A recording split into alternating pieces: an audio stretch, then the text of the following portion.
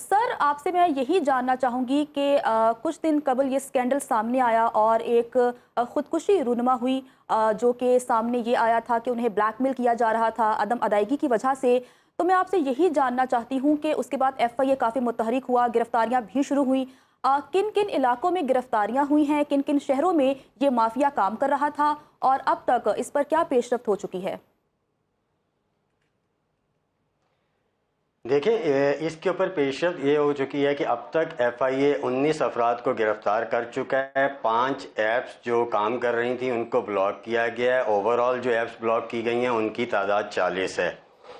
लेकिन इसमें एक चीज़ ये नोट करने वाली है कि ये मामला इतना सादा नहीं है जितना सादा हमारा मीडिया भी अभी दिखा रहा है। सुनो इन्वेस्टिगेशन ने जब इस मामले को पूरी तरह खंगाला, इसकी तहकीकात की, तो इतने हौलनाक हक़ाइक़ सामने आए हैं कि जिन्हें अगर अभी जब आप सुनेंगे तो आप हैरान रह जाएंगे।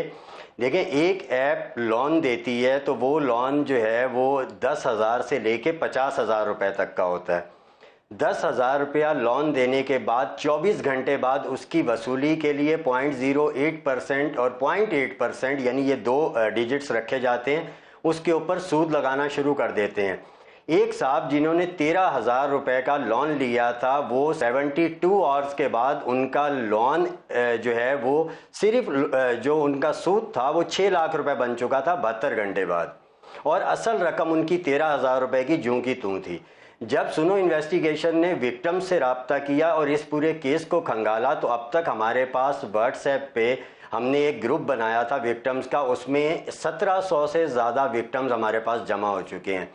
आप देखें कि अब तक ये एक केस और 2 केसेस हैं जो ख़ुदकुशी के हमारे सामने आई हैं, लेकिन जब हमने अभी तहकीकात की तो पता चला 13 अफराद ख़ुदकुशी कर चुके हैं, जिनमें से 5 ख़वातीन हैं और 8 मर्द हैं। इसमें एक इमरान साहब हैं, एक विक्टिम जो 3 साल पहले जो है मुतासिर हुए थे इन कंपनीज़ के हाथों, और उन्होंने पूरा इसके ऊपर रिसर्च वर्क किया और एक्टिव हो गए ताकि दीगर लोग बच सकें। लेकिन अब जब जैसे जैसे ये मामला आगे बढ़ता गया, आप देखें इनकी एक रिकवरी टीम है जिसमें ख़वातीन भी शामिल हैं और उसके साथ साथ उसमें मर्द भी शामिल हैं। अब आप सिर्फ इससे अंदाज़ा करें कि जो इनकी 2 टीमें, एक कर्ज देती है और दूसरी टीम रिकवर करती है। कर्ज देने वाली जो टीम है उसको ये इख्तियार हासिल है, ये मैं सिर्फ एक ऐप की बात कर रहा हूँ, कि आप एक दिन में जितने क्लाइंट्स आएंगे उनको 1 करोड़ तक का कर्जा दे सकते हैं। 2-2 लाख की मद में, 50,000 की मद में, जितना भी करें, जितने भी क्लाइंट आए, आप 1 करोड़ से जंप नहीं करेंगे। लेकिन जो रिकवरी टीम है उसे कहा जाता है कि आप एक दिन में 8 करोड़ वसूल करेंगे। तो अब आप ज़रा अंदाज़ा करें कि जो 1 करोड़ दे के 8 करोड़ वसूल कर रहे हैं तो वो किस हिसाब से सूद ले रहे हैं। इससे ज़्यादा ख़तरनाक बात यह है कि ये कंपनीज सबसे पहले मोबाइल एक्सेस कर लेती हैं, उसका डेटा जो है वो अपने पास सारा जमा कर लेती हैं जब इनकी ऐप इंस्टॉल की जाती है। इस वक्त 2.5 करोड़ अफराद जो है वो इन कंपनीज की ऐप्स को डाउनलोड कर चुके हैं, यानी उनका तमाम डेटा इन कंपनीज के पास जा चुका है। सिर्फ एक ऐप बर वक्त जो है उसका 10 मिलियन से ज़्यादा उसके जो है वो डाउनलोडर्स हैं, जिन्होंने डाउनलोड किए हैं वो 10 मिलियन से ज़्यादा हैं। तो आप इससे अंदाज़ा करें कि तकरीबन 2.5 करोड़ अफराद जो है वो इसको डाउनलोड कर चुके हैं। और जो हमारी एक एक्सपर्ट, आईटी एक्सपर्ट से बात हो रही थी तो वो कह रहे थे 80% चांस ये होता है कि जिसने डाउनलोड किया है उसने कर्ज लेने के लिए ही किया होगा।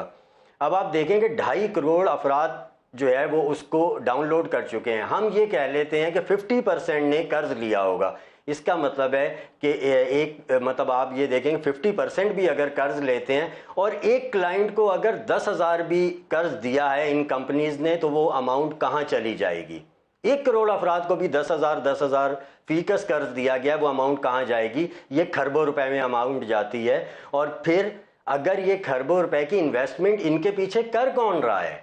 जब सुनो इन्वेस्टिगेशन ने इस चीज़ को खंगालने की कोशिश की तो फिर मज़ीद कुछ चीज़ें सामने आईं और पता ये चला कि ये ऐप्स, इनमें से अक्सरियत जो है वो बांग्लादेश, भारत से ये ऑपरेट होती हैं और ये पीछे इन्वेस्टर्स जो हैं वो गैर मुल्की हैं। इस केस को आप इस तरह देखें कि एक जो है वो शूज़ यानी जूतों की एक शॉप थी اس شاپ میں جن متاثرین جو ہیں ان میں سے کچھ متاثرین ایسے تھے جن کو اکاؤنٹ نمبر دیا گیا تھا کہ آپ قرض لینے کے بعد جو آپ سود کی رقم ہے وہ ان اکاؤنٹس میں ٹرانسفر کریں گے. ان اکاؤنٹس کی جب تحقیقات ہوئی تو وہ پتہ چلا کہ ایک غیر معروف برانڈ کی جوتوں کی شاپ ہے, تو اس کے اکاؤنٹ میں وہ پیسے جا رہے ہیں. اب یہ چیک یہ کیا جانا تھا کہ وہ جوتوں کی شاپ کس کی ہے اور اس اکاؤنٹ میں کیوں پیسے جا رہے ہیں. جب چیکنگ کی گئی تو وہ ایک غیر ملکی کا اکاؤنٹ نکلا, اور جب اسے مزید کھنگالا گیا تو اس کے 60 اکاؤنٹ ایکٹیو نکلے. اب اس سے زیادہ خطرناک بات یہ کہ جب ہمارے ادارے FIA کے ایک افسر کو یہ تمام تفصیلات فراہم کی گئیں اور اس کو کارروائی کے لیے کہا گیا, تو اس نے کارروائی کرنے کے بعد ایک اکاؤنٹ فریز کیا. بجائے اس کے کہ ان ایپس کے خلاف کارروائی کی جاتی, اس نے اس غیر ملکی سے رابطہ کیا اور اسے کہا کہ آپ کا اکاؤنٹ جو ہے بحال کرنے کے لیے مجھے 2.5 کروڑ روپے چاہیے. یعنی وہ FIA کے افسر جن کو ان سارے کے خلاف کارروائی کرنی تھی ان کو ڈیٹا فراہم کیا گیا. اب تو وہ خبروں میں آ چکا ہے, اب تو ساری ٹھیک ہے. تو یہ پورا مافیا ہے جو کہ غیر ملکی اس میں شامل ہیں, وہاں سے آپریٹ کیا جا رہا ہے.